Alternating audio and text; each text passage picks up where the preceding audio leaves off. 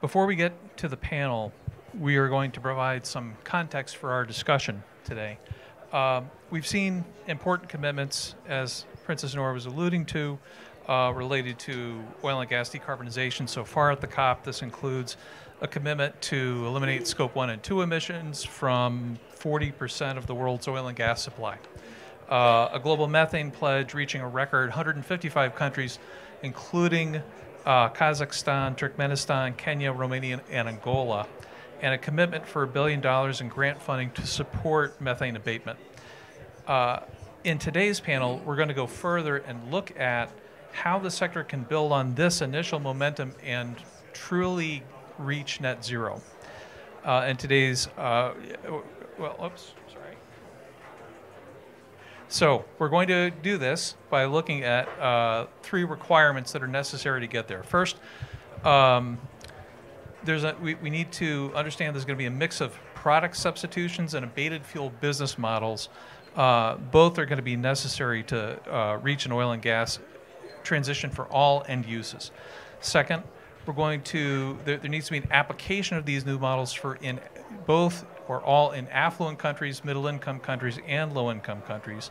And we need to ensure that the policies and strategies that drive these changes are in fact resilient and stand the test of time. So we're going to look at what are the landscapes, what are the responsibilities and the opportunities facing international energy companies, national energy companies, and consumers with respect to this transition. First, the oil and gas market, we need to understand, is complex. It includes several end uses, and there are generally 2 approaches for the oil and gas system to reach net zero. An abated fuels approach, which includes carbon capture and storage, methane abatement, and offsets that could be achieved through direct air capture or other methods like nature-based solutions.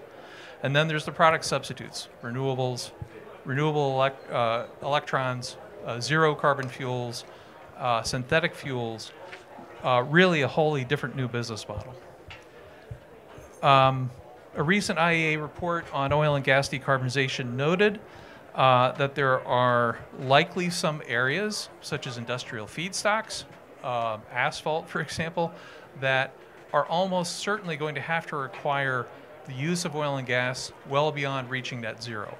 So to the point, it's unlikely we're really going to completely eliminate oil and gas from the system, even after we reach net zero. On the other hand, light-duty EVs are making significant progress in the OECD and China, and is clearly a product substitute pathway. We may have the most clarity on these 2 end uses, but we really need much more deployment of technology options on the ground to fully understand how each end use is going to reach net zero. Currently, over half the oil and gas supply is provided by national energy companies, and over 40% of the supply is supplied by low and middle income country national energy companies. Nearly 90% of the world's known oil and gas reserves are located outside the OECD. Also, consumption of oil and gas is currently evenly divided between the OECD and non-OECD countries, but IEA projections indicate that the buyer power will significantly shift to mostly low and middle income countries, low and middle income non-OECD countries up through 2050. So we need to really be considering these 4 factors when we're exploring this question of how we get to net zero: business model options, end users, supplier segments, and consumer segments, when we're developing these strategies and policies that are going to transition us to net zero. So some of the questions that we want to consider: what is the likely future business model mix? How much is going to be substitutes? How much will be abatement? Who pays for these additional system costs? Is it the producer or is it the consumer, and what's the balance on that? What's the timing of emission reductions by country income level? Affluent markets will most likely move most quickly. Middle income and low income markets may move more slowly. That may put additional burdens on affluent markets to go beyond net zero and possibly go net negative. These questions are key to figuring out what we need to do to understand how the system change. Some additional questions below that we should think about are: what's the role of affluent countries in creating these new business models in terms of early action? How do national energy companies continue to provide value to their domestic economies in this transition? How do the benefits of new technology and business models accrue across all producer and consumer segments? And when and how do low and middle income countries share in this transition cost burden, and how does that relate to economic development? My colleague Olivia will explore these issues with our panel today, and here are some overarching prompts that we want to provide for the discussion. What is the collective responsibility for both producers and consumers for transitioning the oil and gas system to net zero? What conditions need to be met in order for a transition to be feasible for low and middle income countries? How does progress to date on methane inform how the whole sector should address the transition to net zero emissions, and what more needs to be done with methane abatement? And how do we move from initial company and country level commitments to binding commitments across the whole oil and gas market? If we can address these issues, then we go a long way to understanding what has to be in place in order to reach a net zero system. So I'd like to introduce very quickly our distinguished panel, beginning with the moderator, my colleague, Olivia Azadegan, Director for Energy Transition for the MENA region for Clean Air Task Force. And our panel today includes Myles Allen, Professor of Geosystem Science, University of Oxford, Nathan Borgford-Parnell, Science Officer for the Climate and Clean Air Coalition Secretariat for UNEP, Bob Dudley, the Chair of OGCI, Mohammed Hassani, the Head of Environment Matters Department for OPEC, and Olivier Peuch, Chief Executive Officer for Schlumberger. And without further ado, Olivia, would you please begin our panel? Thank you, Kurt. And I'd like to thank all of our distinguished speakers for joining us here for this exciting conversation. My name's Olivia. I focus on the Middle East, North Africa region for the Clean Air Task Force. And I'm very excited today to have this group of distinguished speakers across industry, policy, academia for what should be an exciting conversation. But before we get into that, just wanted to give a little bit of perspective on Clean Air Task Force and why we like to convene these conversations and what makes us different. Especially, we like to work with other global thought leaders, with Aon Collective, who like to deep dive into some of these topics with us from a policy and research perspective.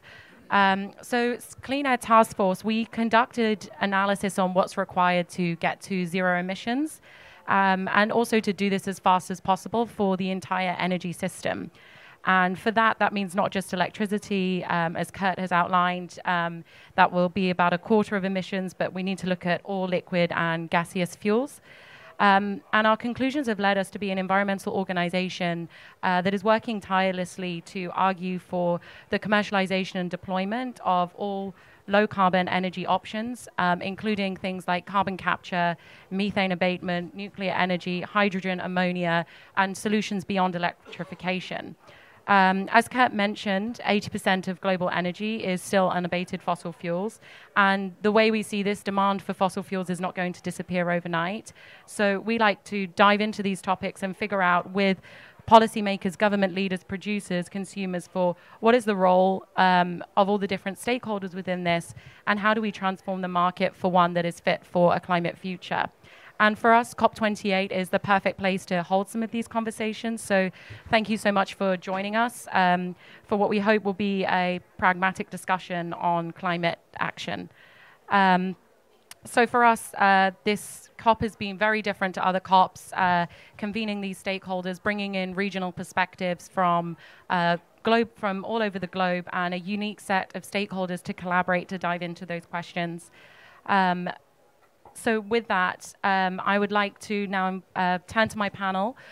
What I would like to do here is pose some of the questions to the industry stakeholders, and then have some of the policy and academia folks on the panel react to that. So Vicki, I'd like to start with you. So we've had a very exciting COP. Everything we've heard announced over the past few days is definitely worthy of celebration for the industry. We've seen a commitment to eliminate Scope 1 and 2 emissions by the sector by mid-century for 40% of the world's supply, and a record number of 155 countries joining the methane pledge. This is fantastic progress. We need to focus on implementing these targets, but also focus on what's next. So I wondered if I could turn to you here, because Oxy has a number of major initiatives underway. So I wondered if you could speak to some of these and also talk about what kind of early actions, including investments, should oil and gas companies be making to get us moving faster, and also to provide those technology options for the transition? Okay, great. It's really good to be here and have the chance to talk about this topic. There are 4 technologies that we're executing in our company that we believe is critical for the transition. First and biggest is direct air capture. And direct air capture, in our view, has to happen for us to be able to achieve our climate transition goals. The reason we are doing direct air capture is we actually, everything that we're doing, we're trying to leverage our core competence. And for 50 years, we've been using CO2 for enhanced oil recovery. So we know how CO2 works. And our chemicals business for decades has been making potassium hydroxide.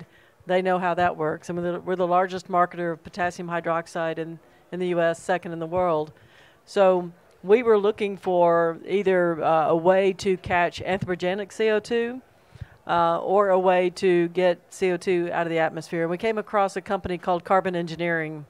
And because their technology uses potassium hydroxide to extract the CO2, and we know what to do with the CO2 once we extract it, that seemed like the logical technology for us to develop. So that's the biggest and I think most important and impactful technology for the climate transition that we're developing now. And the second technology that's important for us is net power, because our direct air capture is going to need a lot of electricity.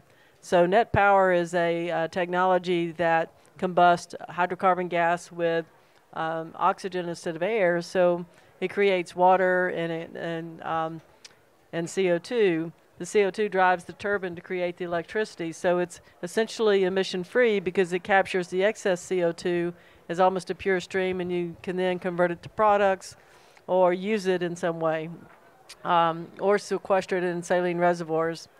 And so I can come back to that later. But the third technology that's important to us is converting CO2 to bioethylene. So some of that CO2 we could convert to bioethylene to then help to make our chemicals business, which needs ethylene, to convert that to net zero ultimately. And then the fourth technology is lithium. And you might say, why lithium? That doesn't fit with the other things you've talked about. Lithium, the technology that we found with lithium actually extracts it out of brine.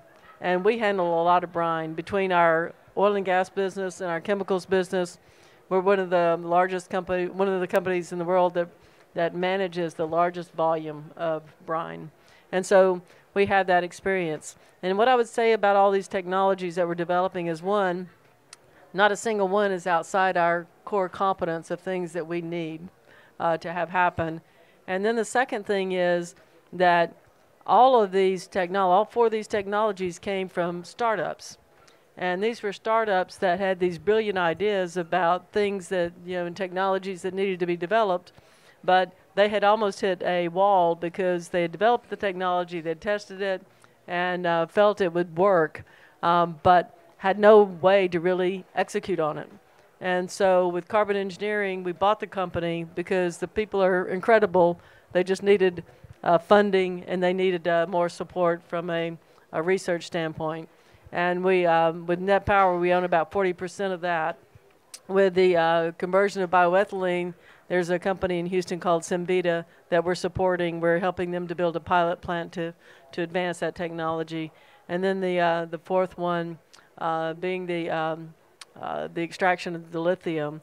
We bought that company as well because they also had technology. They hit a wall. Nobody was interested, and they couldn't advance it without us taking it and starting to apply it. We've started to apply it, and it is a great alternative to mining lithium because it's environmentally much better. And so with those 4 things, that's what we feel like is find technologies that are within your core competence and that you can execute on, and know that you have the source of what you need to make it happen. Great. Thank you, Vicki. And I'd like to dive in a little bit deeper with you later in the panel on what are some of the policies and conditions that are allowing you to take those innovations and how we share some of those learnings. But before that, I wanted to turn to Hassan from OPEC. As Kurt mentioned, over half of global oil supply is provided by national energy companies, and 40% of that is supplied by low and middle income countries. So 90% of the world's known oil and gas reserves are located outside OECD countries, which gives NOCs a huge role to play in this transformation. I wondered if I could put the same question to you on what kind of early action and investments do you see oil and gas companies need to be making to get us moving faster and provide the technologies that we need for the transition? Thank you, Olivia, and I also thank.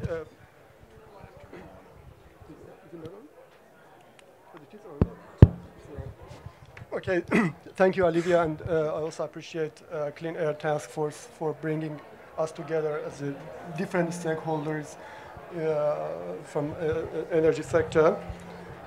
In fact, the energy transition is a real thing, and it will happen as the share of renewable energies will increase in the overall basket. Decarbonization of oil and gas industry is also should be one integral part of the agenda, and it is. In our understanding, our member countries are already in the driving seat and have, in fact, leading role in many of the technologies and initiatives that are undergoing.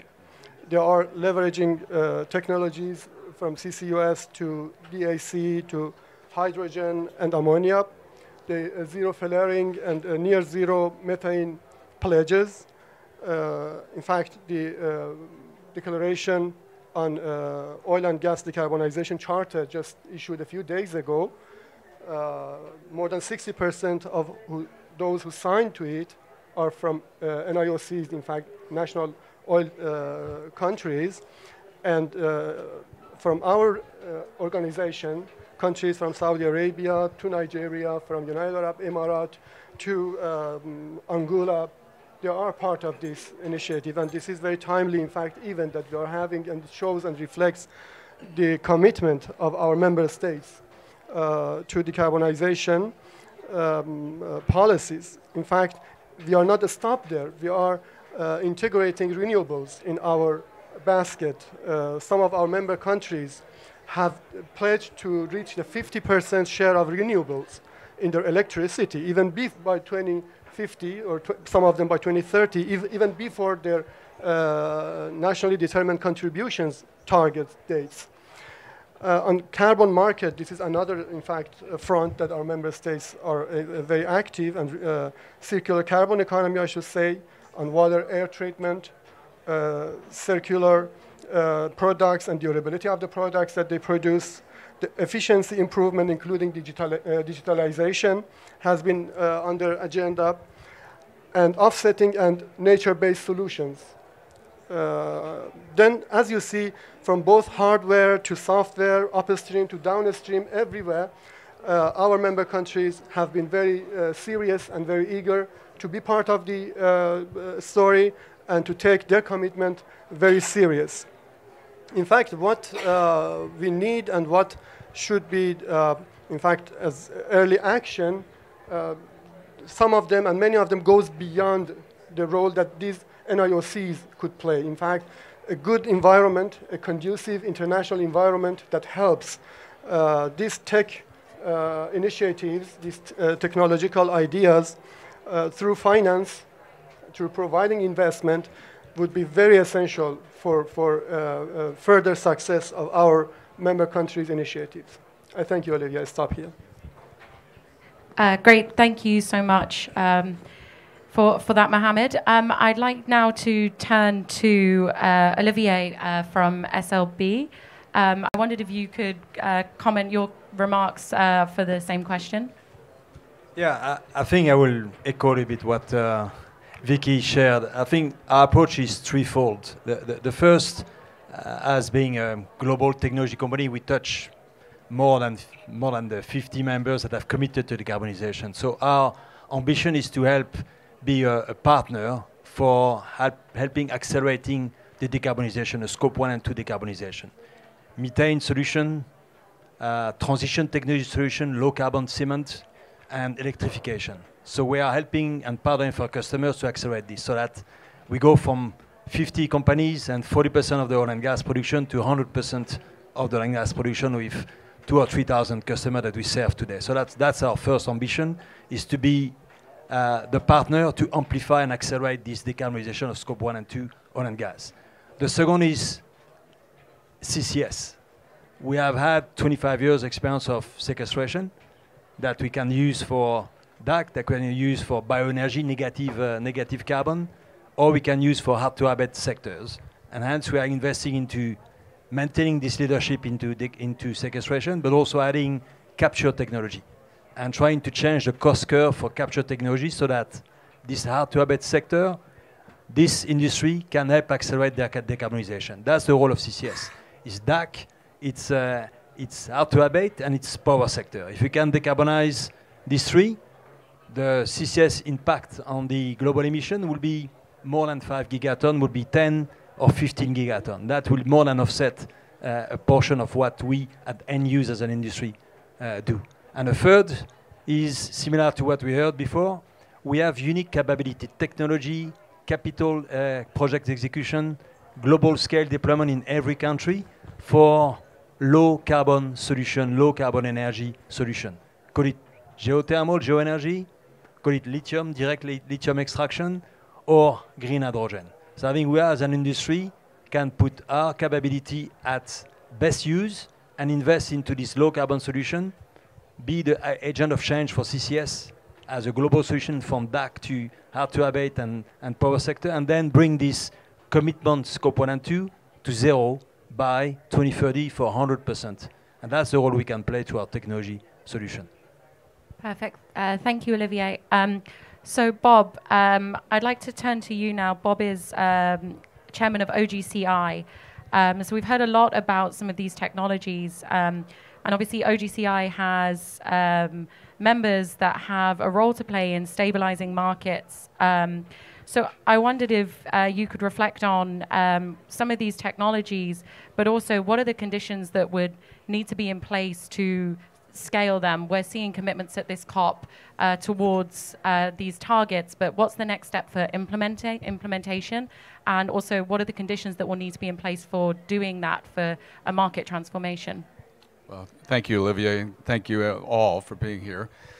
A little bit of background, quick background. OGCI, Oil and Gas Climate Initiative, was formed the year before the Paris Agreement and brought 12 of the largest companies together, one of which is Vicki at Occidental. What could we do to have the most impact on climate change?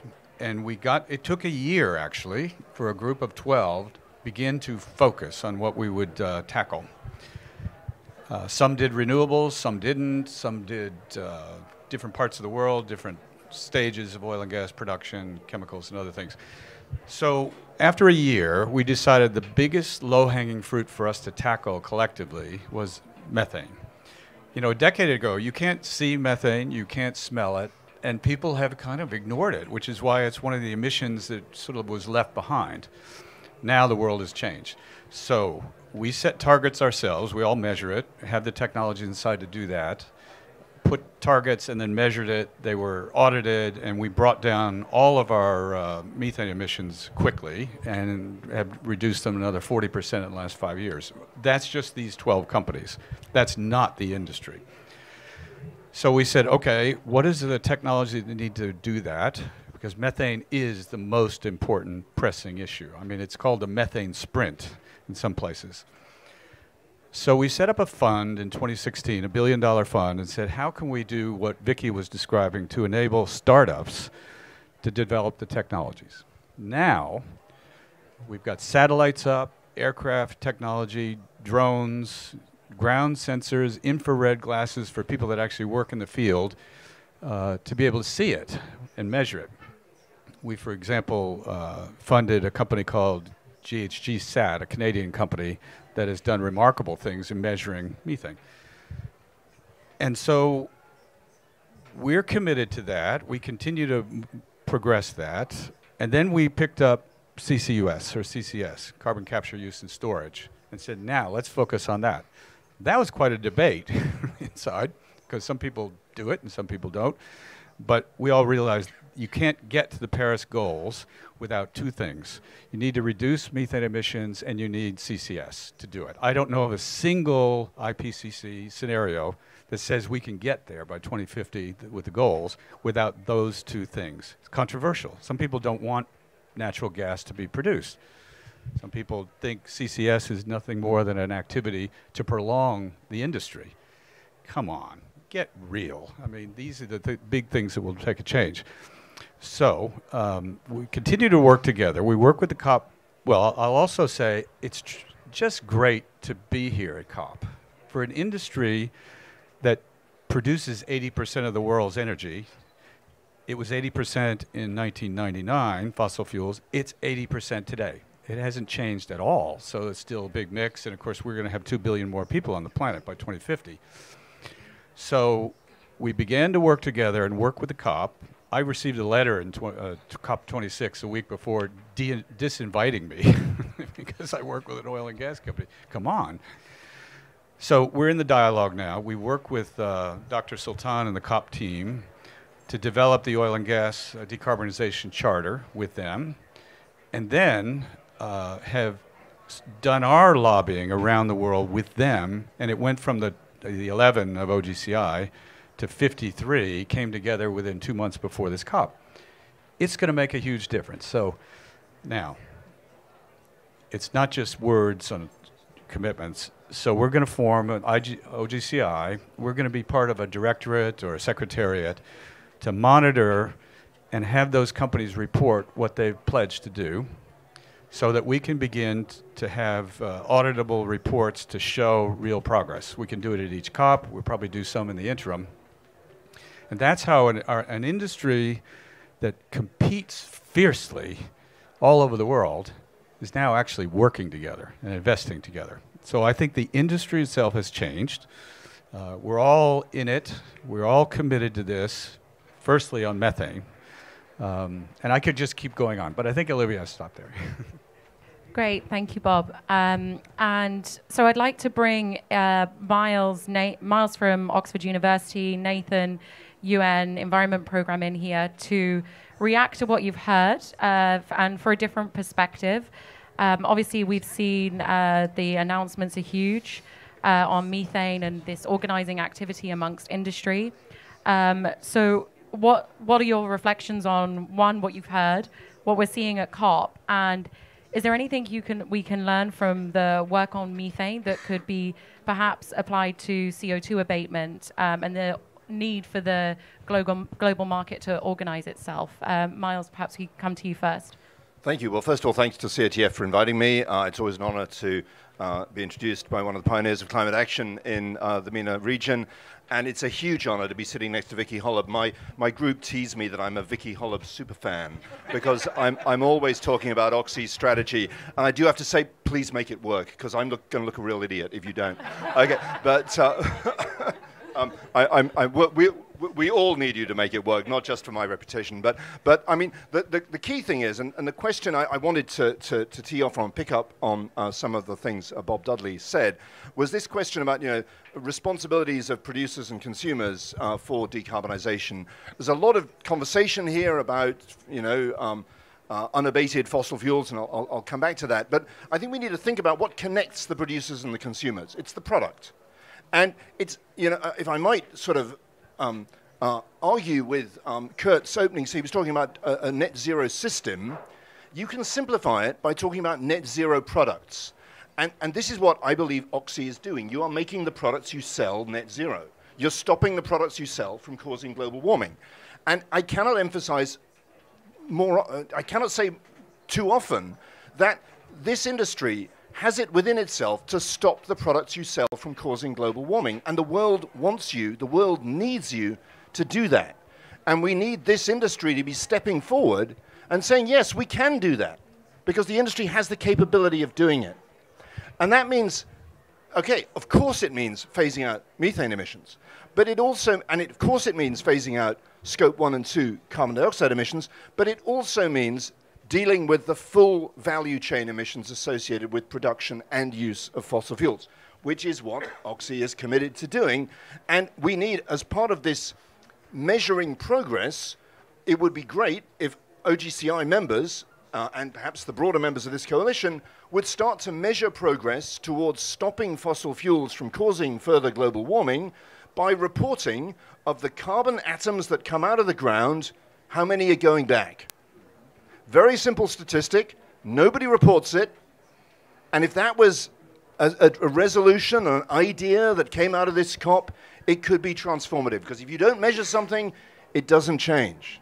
But if we start focusing on how are we doing in stopping fossil fuels from causing global warming, how are we doing at getting to geological net zero, putting CO2 back into the ground at the same rate that we're pulling it out, that would be transformative, and that allows us to track progress to 2050. We're having a lot of conversations at this COP about, you know, phase down, phase out of unabated fossil fuels and all that sort of thing.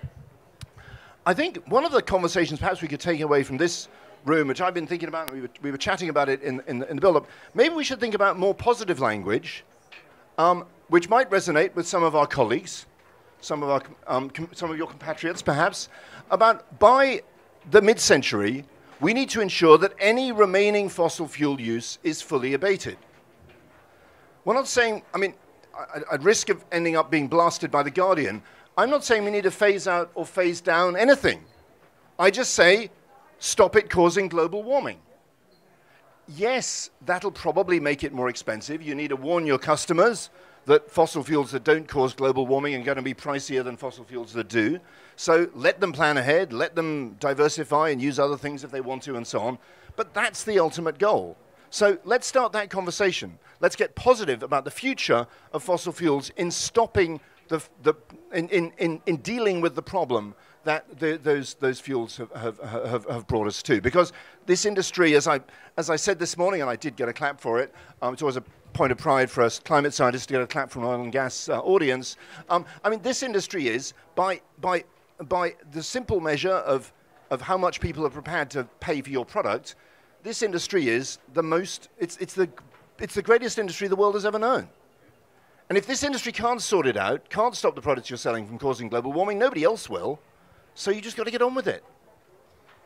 Thank you, Myles. So I'd like to just run a quick thought experiment here. Can I have the audience just react to, do we think by COP, with our 2035 targets, are you in agreement that it's phasing out of fossil, or is it phasing out of the emissions? So raise your hand if it's the focus is the phasing out of the emissions. Still negative language. Okay, Myles, your language, go. And then the third option is, are we going to stop fossil fuels from causing global warming by mid-century? Yes, we can. Yeah, I mean, absolutely. Nobody should sell anything that causes global warming. But, you know, let's focus on our competencies here, as you said. You know, focus on what we can get at. Thank you, Myles.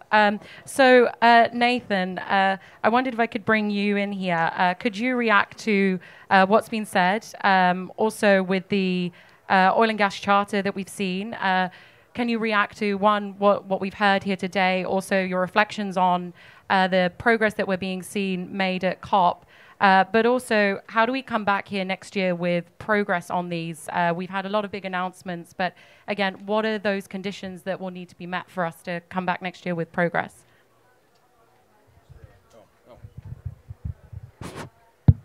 Okay, there we go. Thank you. I love the positive language. I'd like to affiliate with, I think, almost everything you said. I would say on the, so we in the Climate and Clean Air Coalition, right? We worry about the climate and air pollution, and I would say there, in terms of actually answering a different, an additional question that you posed, how can the CO2 community leverage what's happened with methane? It is important to recognize that methane doesn't just impact the climate, it actually helps form tropospheric ozone, which has is a greenhouse gas in its own right, and actually an incredibly powerful air pollutant. And it was that connection, the nexus to air quality, that in part generated the political momentum that has led to a lot of what we're seeing here today, at least with the countries, and I think with actually a lot of the companies as well and interests. So yes, we need to achieve net zero impact and climate from this sector, however that comes, but also I think we need to be cognizant of the fact that just zeroing out the climate impact of methane isn't going to necessarily get us where we need to be, particularly related to the sustainable development objectives we have related to improving air quality and public health that is impacted quite substantially globally due to tropospheric ozone linked to methane emissions. And again, to make sure that the CO2 community gets as much as possible out of that particular nexus, I think it's also worthwhile pointing out that most of the, and particularly fine particulate matter air pollutants that are also contributing heavily to the burden of disease from air pollution globally are co-emitted with the main sources of carbon dioxide in the energy sector, in the transport sector. So there is a direct public health nexus with the main CO2 decarbonization community that could be leveraged, I think, for additional political momentum, if not economic momentum and private sector momentum. And so that's I think a really important lesson learned from the incredible success that we've seen here at this COP. That I think the decarbonization community could really onboard and leverage for more action. I would say so. Just for those of you who don't know, the Climate and Clean Air Coalition, right? We were founded over a decade ago. We're a coalition of countries, NGOs, intergovernmental organizations. We live at the nexus of climate and clean air, as is indicated in our name. We were the leads on the global methane assessment, which. When we published that, we did not know it was going to lead to the Global Methane Pledge. I shouldn't say that out loud. I should pretend that was our plan. But it's been really heartening, actually, from our standpoint, particularly me on the technical side, to see how that has played a role. Not certain, success has many parents, so we can't claim complete success there. Obviously, you started before us on your side on the methane. We are expecting to see substantially more progress next year. We are now within the CCAC, the Secretariat for the Global Methane Pledge. So our focus is really going to be on transparency and reporting in particular this next year to show that actual progress is happening. And so a lot of commitments have been made, and our commitment in support of those commitments is to make sure that we are working with organizations involved in transparency and reporting so that we can come back and actually report on progress made. And if not, we will report on that as well next year. Great, thank you. Sorry, but I think Bob wants to come in here. In the spirit of something positive, a footnote on what you said, the thing that's happening in the technology around methane is within 5 years or less, there will be nowhere to hide. It will be, the data will be out there, a huge amount of data. It won't be just oil and gas, it will be agriculture. The city of Boston's natural gas network leaks 8%, for example. There'll be nowhere to hide. These will be like weather reports. And companies like where Mark is with EDF, sending up a really great satellite in the first quarter of next year, these things are going to be available. So there's going to be, it's not just going to be data collected that's hard to find. It's going to be everywhere. And then you can't make progress if you can't measure it. Thank you, Bob.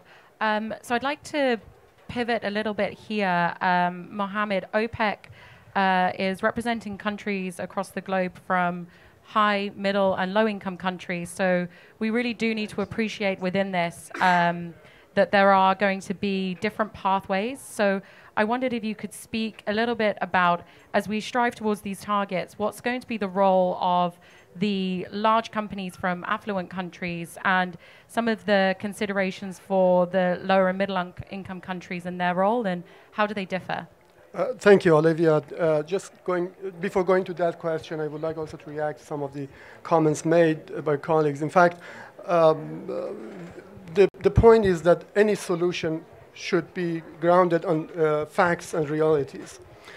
And without oil and gas industry, this civilization could not be, in fact, occurred. We couldn't have this civilization without oil and gas industry. And if there is problem, the problem should be, of course, resolved. Even renewable energy industry cannot be developed without oil and gas industry. If you want to build turbines, if you want to build PV,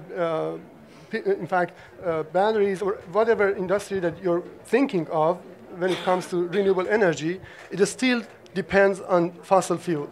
So the solutions should be realistic, in fact, when we are talking about future of fossil fuels or projecting solutions and ideas. There will be more need for energy. It is quite sure that, according to OPEC prediction, by 2045, almost 25% increase will be recorded for energy. We need more energy, and that energy should be provided. We cannot condemn our people and our population to poverty and lack of energy or energy insecurity. But we need energy, more energy, but less emission. In fact, this is the key point, in fact, that energy should be provided, energy should be produced with less emission. What technologies are available, what solutions are available to reduce the emission? This is in fact, problem that we should resolve altogether as, in fact, a multi-stakeholder platform.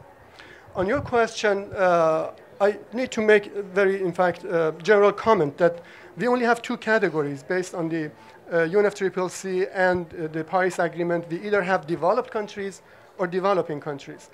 And all of our national oil, in fact, companies are part of developing countries, in OPEC at least, I should say, and they are responsible for the sustainable development of their people. So the money that they produce or the income that they create doesn't go to the stakeholders. It goes to the coffin of the government to sustain, in fact, to budget their sustainable development, the education, the health, all other requirements of the population. So we think that equity and fairness calls that the national oil companies in developing countries be viewed within the context of the national indices, in fact. And as such, all our national oil companies entitled to receive international support, to be financed, to be technology, and to be capacity building. And with that, we think developed countries should take the lead and to, in fact, provide the support for all national oil companies in developing countries, including those belonging to OPEC. Thank you, Olivia. Thank you so much, Mohammed. So, Vicki, I wondered if I could bring you back in here to... Can I respond very briefly? I just wanted to pick up on one word, which is, you sort of said we need to be realistic about providing for energy. The energy, rightly said, we need to be realistic about providing for energy requirements in developing countries. And we're hearing the words realism and pragmatism a lot at this COP. And I think many people here hear those words and they think it means slower. To them, I reply, we can decarbonize fossil fuels faster than the world can get off them. And that's the message we need to get out there, is that putting the industry on the front foot to decarbonize its product is a faster route to net zero than the aspiration of stopping using fossil fuels altogether. So I just wanted to get that off my chest. No, that's great. Sounds very practical. Thank you, Myles. Actually, with that, Vicki and Olivia, perhaps you could react to some of the comments and what Myles has just raised. How do we realistically make this happen? How do we decarbonize fossil? Because if we're saying that the realities are that we can decarbonize them faster than we can get off them, how do we move from that individual company level commitments to a total market transition and transformation, and what are some of the conditions that need to be in place in order to affect that change? I'll second what Myles said. We need to lean in and we need to get aggressive with it because we don't have a lot of time. And I'm going to bring up one of the potentially more controversial things about what we're doing, and that is that we think that while CO2 is a pollutant, we can turn CO2 into a commodity and into a valuable product by using CO2 in oil reservoirs to produce more oil. And the oil that it can produce is a net zero oil or a net negative oil because it takes more CO2 injected into the reservoir normally than what the oil that's produced from that CO2 will emit when used. And so what we believe is the fastest way to get ahead of the challenge that we have is to have as many companies in our industry around the world capturing CO2 either from anthropogenic or atmospheric sources and putting that CO2 in oil reservoirs. Because if you look at it, the cost of doing this is tremendously lower than what sustainable aviation fluids cost today. I know that they're working the cost down and will work the cost down, but there's not going to be sufficient volume from that in the near term with the time frame that Myles is talking about to make a difference. So we've got to have the CO2 used to generate more oil and to do it in a way that provides the funding also for the transition. That's to me, the biggest paradigm that must be changed around the world is that we would be doing it just to prolong the use of oil, because the reality is we would be doing it to prolong the use of oil because then we're meeting what Myles' requirement is, that more CO2 has to be going underground than what is coming out of oil that's produced. Great, thank you. Olivier, please go ahead. Yeah, I will only follow up on saying two things. On the methane specifically, which is certainly the one that we need to address first and foremost, transparent and with high integrity measurement that are shared across all countries, across all operators, across all domains, oil and gas and agricultural and landfills and biomass, I think is the one action that will certainly be step changing the curve of elimination of methane. And I think that is something that can happen in 1 or 2 years. And that's something that then, because the technology exists, the deployment at scale of this technology and mitigation techniques can be deployed. There is enough country, enough companies and enough technology partners that can deploy this. So that's the first. On the second, on CCS, I tend to agree with your provocative question or proposal. But I will also add that what we need to do is to invest a bit more into capture to make it at scale. So we need the right incentive from the regulation, from the incentive to test pilot at scale. And it has to happen in every country that can afford to support this and to subsidize this so that the scale effect can happen. Because today we are capturing, sequestrating about 40 million tons. Okay, tomorrow we need to go to 100 times this, to 4, 8 or 12 gigatons to by 2050 be in a position to start to have abated every molecule of gas and oil. So this is massive. This is massive scale that needs cost reduction, that needs innovation, that needs deployment in every country. And that's something that today we are not prepared for at scale. So we need to get more alignment on carbon market. We need more alignment on licensing of carbon sequestration, and we need more disruption on carbon capture. So if we get that, and the methane transparent reporting, I think you will see an acceleration, and at the end of next decade, we'll already be well on our way to achieve this. Great, thank you, Olivier. Nathan, I think, wants to come back in here. If you could just react to what's been said, and also if you could speak to what is it that you would like to be seeing as we organize this activity on methane. We know we can do this in 2 years. What's next? I like 2 years. That's good. You know what I wanted to highlight actually was, so we recently put out some analysis with the IEA about the role of methane in net zero 1.5 consistent strategies. And this is, I think, very relevant to what you were saying for the OECD. OPEC, role is that 75% of the methane mitigation that has to happen in this particular sector within this decade has to come from technological solutions that already exist in terms of reducing leaks, making sure wells, that storage tanks are capped, going out and actually using the thermal cameras and making sure that you're identifying the leaks in the welds that can be fixed. In addition to that, every single oil and gas producer has to be at a level of efficiency that is equivalent to the current gold standard for the industry around the world. So national oil and gas companies all have to get up to the international gold standard, and that's not going to happen on their own. We need to be talking about technology transfer and support.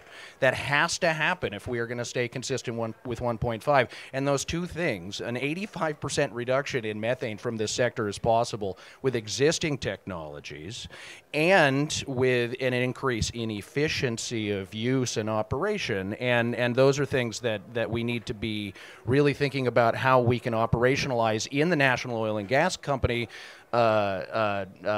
context, because of what you were presenting earlier. I mean, all of the production is going in that direction. All of the consuming side is coming from there, and we need to make sure that they are on that path as soon as humanly possible. One last point to make, we've also assessed that about 75% of all of those activities are net zero in terms of cost, which, that's a very negative way to put it. They're profit oriented, right? It's not that this is low hanging fruit. The fruit's literally been picked. It is sitting in a box on the ground. Someone has to pick the box up before the fruit rots, put it on a truck and send it to market, right? Like, we're not even in a low hanging fruit scenario, but we've known that. The oil and gas companies have known that for decades, ever, right? So why aren't they doing it, right? If it is a cost negative set of measures, right? And I'm a Seattle boy at heart. I don't know if you guys know much about Seattle, but when I was growing up, we used to have the richest man in the world there, Mr. Bill Gates, and there was this running joke about just how much, considering how much money he was making on a second-by-second basis, how much money would have to be in his wallet if he accidentally dropped it on the ground for it to be worth him bending over and picking the wallet up and putting it back in his pocket. What we've run into actually with some of our analysis in the oil and gas sector is that, we're looking at the oil and gas sector and saying, hey, you've got a pot of gold sitting in front of you. You've literally got this stuff in your pipes in many cases. Why aren't you picking up that money? And what we found is actually that the profit margins for doing the operations that would actually collect that methane and bring it to market are not as high as what you can get by increasing production. And so they're stepping over a pile of gold to get to a mountain of gold on the other side, right? And so that speaks to me, one, we need technology transfer and support to the companies to make sure that they're getting to the highest levels of efficiency and they have the technologies they need within this decade to mitigate methane. But we also need to be thinking about regulation to change incentives so that the companies actually can internalize these costs and reorient in ways that they actually can collect those profits. Companies are not monoliths. The methane people necessarily don't have necessarily the same voice or strength as the production side of things, and we need to help them have a little bit more voice within companies so that they can actually get that work done. I just wanted to suggest that maybe whoever told you about the low-hanging fruit told you that it was hanging lower than it's actually hanging. It's not quite hanging that low. Because what's happened to us is we have facilities that are as old as 60, 70, 80 years. And so those are not going to be quite as easy. And back when, gas prices were so low, that's the problem. That was the problem. People, like you said, they didn't build facilities to capture it all, but we actually didn't have some of the technology we needed back then. So now a flange leaks, and we have pipelines that are 60, 70, 80 years old where the flanges are leaking. We got to go replace every one of those flanges, and we've got to do it with new designs now, and not all the new designs are actually working well, but I agree with you. It's a valuable product. There's no reason we shouldn't try to make sure that we do it everywhere. I just want to second the vital role of regulation, because I was talking about the responsibilities of companies earlier on. We can't let governments off the hook because if governments don't provide the right regulatory framework, it's unreasonable. It's not possible to expect companies to step in and do this voluntarily. And I just want to highlight and perhaps get your response on this, is that decarbonization, full value chain decarbonization of fossil fuels, is something that perhaps national oil corporations and countries with strong national oil corporations in their economies perhaps could play a real pioneering role in. Because when I look at the UK, and we're trying to get CCS going in the UK, and believe you me, it's a painful process involving many, many companies and government incentives and so on, and we have competitions and other competitions and things fall over and so on. Whereas if the UAE decided to do it, it would just do it. Because, you know, and one company can largely get on with the whole thing. So this is where I think, you know, I'd be interested in your thoughts on whether, you know, when we come to thinking through the full fossil fuel value chain, there might be actually opportunities for national oil corporations that are much easier in countries where the national oil corporation has a big role in the economy compared to OECD countries. Thank you. In fact, thank you for posing the question on behalf of Olivia. Sorry, Olivia. No, please go ahead. In fact, it's good to hear that technologies exist. This is very positive that the development of technologies happened. And countries, if they decide so, they can do it. And the other important issue is the standards and regulations and the policies, because colleagues mentioned that, and this is in fact extremely important, because without target, without policies, and without the standards, no matter how much money you in fact put in a business, at the end of the day you will not get to that target because you had no target to begin with. For our countries who have in fact the adequate resources, I think they have been serious and they have done huge jobs, but the point is that most of our member countries are either low-income countries or middle-income countries. And this is outrageous that some of our, in fact, African member countries should pay 8 times when they go for finance, international finance, than their, in fact, developed countries' partners. And how can you do that? In fact, some of our member countries are even sanctioned and do not have access to those technologies. At least 2 of our member countries are under international sanctions or unilateral sanctions and do not have access to those technologies that are essentially needed for closing flaring or reducing methane emission. So that's, in fact, the point that brings me back to my first intervention, conducive environment. There is a role for international community, for the COP meeting, to produce that conducive environment which is needed. We can, in fact, just finger pointing to 1 or 2 countries, but this does not solve the problem. In fact, out of our 13 member countries in OPEC, 10, I should say, are middle-income and low-income countries. And that, the fact that they need international support. And maybe one solution is, in fact, a suggestion, this 6.4 mechanism of Paris Agreement could also be applied to national oil companies for their decarbonization, to mobilize additional resources to support these national oil companies for further decarbonization. Thank you, I hope. Very practical response. Fantastic. Thank you so much. Unfortunately, we're going to have to close there, but please do stick around afterwards in our pavilion for continuing the conversation. Thank you so much again to my esteemed panel for a very lively and insightful conversation, and thank you everyone for joining us.